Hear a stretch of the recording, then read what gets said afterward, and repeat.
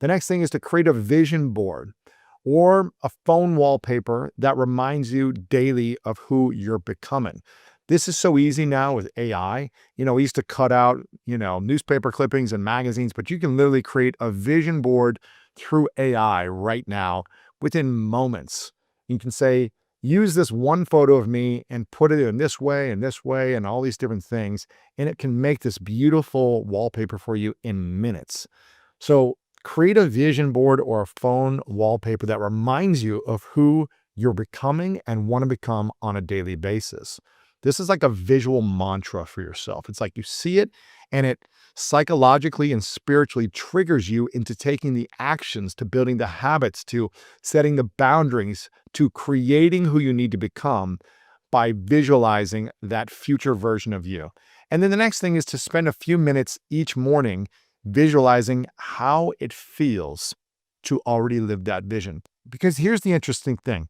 From all these interviews of almost 13 years of doing the School of Greatness, every single week, interviewing the most inspiring people in the world, we have learned over and over again through neuroscience, through research, through inspiring stories, through anecdotes on this show, that when you live a joyful, happy life, and you are just grateful for your life, you're excited, you bring joy, enthusiasm, positivity, and you act as if you have won the gold medal, you have accomplished the business success, you're in the marriage of your dreams. When you act as if it's happened already now, the vision you dream of is already, you're living it, and you wake up with joy, man, do you attract that thing so fast to your life? I'm telling you, it is like this magic tool that when you just show up fully expressive, excited, grateful, it's like you already won the lotto. It's like almost as if people want to be attracted to you. They want to find opportunities for you to get that even more. Your goals, your accomplishments, the things you're looking for. It's like the world starts putting it in your place and starts providing it for you faster. One, because you're clear on what you want. And two, because you're so grateful and excited to be alive. So everyone around you says, let's give it to them now. Let's get them there faster. And it is an amazing feeling. You can practice this daily of just, I am grateful to be alive, and visualize how it feels to already have the vision in your mind. You will get there faster. And it is a powerful thing that I try to practice every day. That is end of strategy 1. Create a clear vision for your life. And that can be a season, years, and decades. Strategy number 2, this is a big one. Turn adversity into your advantage. Your struggles aren't curses, they're courses. Storms make trees take deeper roots, said Dolly Parton. And I love that because none of us really enjoy being in the adversity. We don't like going through this challenging breakup that feels like you're dying or your heart is like jumping out of your body. No one likes losing money or getting fired from a career. No one likes their business falling apart and having to go bankrupt and being so scared of where you're going to find money to pay for rent this month.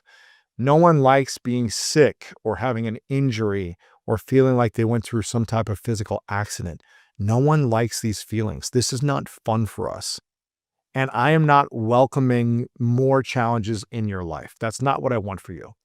But every time I look back at my life, at some of the hardest challenges, the sadness, the suffering, the depression, the sexual abuse that I went through, my brother being in prison when I was younger for many years, my parents going through divorce, feeling not emotionally safe at home, going through the ups and downs of relationships, struggling financially for years and not having any money and being in credit card debt, being so insecure of who I was in the world, not feeling accepted, all these different challenges.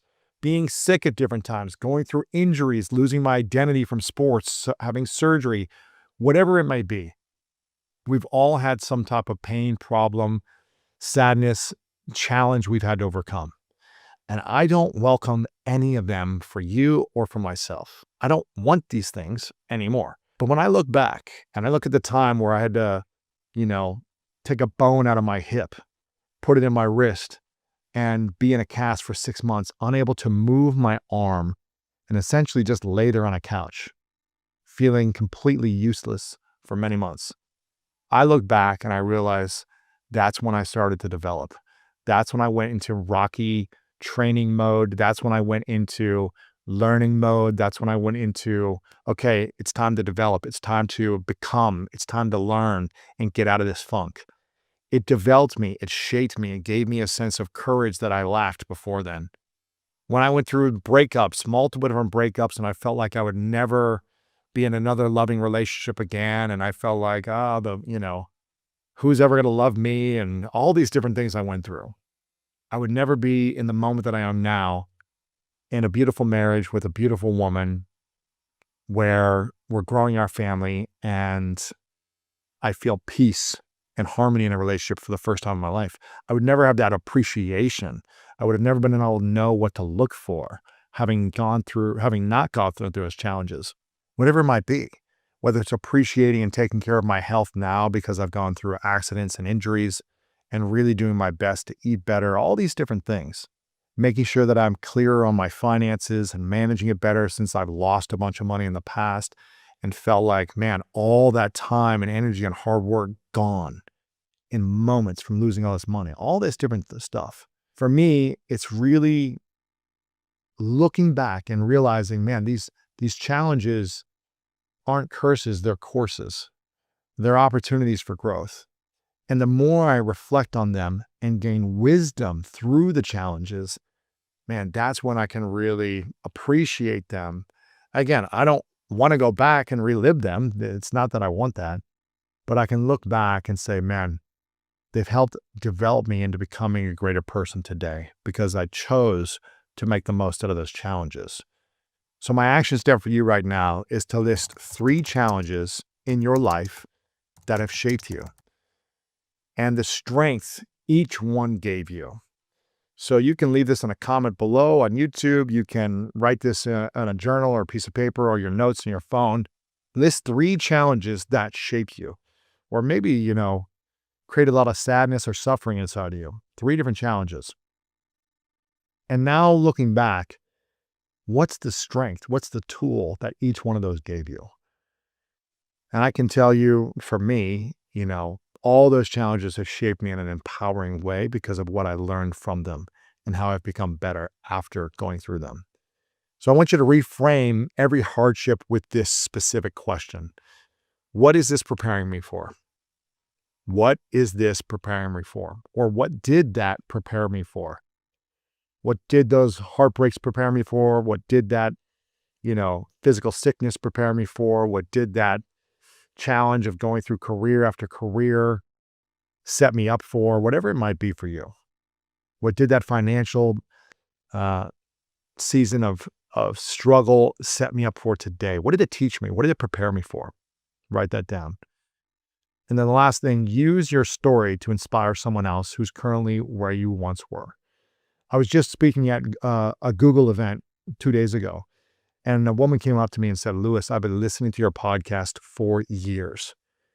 And every time I hear your story, that you're on your sister's couch and you're injured, and about 1.5 years, you weren't sure what you were going to do with your life, and you had no money, and you weren't sure what to do next, that gives me inspiration, it gives me hope, and it helped me overcome the challenge that I was faced with in my life. And we may think that our story is not that interesting. Like, I've said this story a ton of times, right? I've been on this show for 13 years. I've been telling my story for a long time. And I think, people are sick of hearing my story. But then I get a reminder. Someone says, Lewis, your story inspired me. I'm telling you, your story will inspire other people around you. Thank you for watching this video. If you want more inspiring clips like this, make sure to click right here to subscribe and click right here to watch that next video that is specific to support you in your life.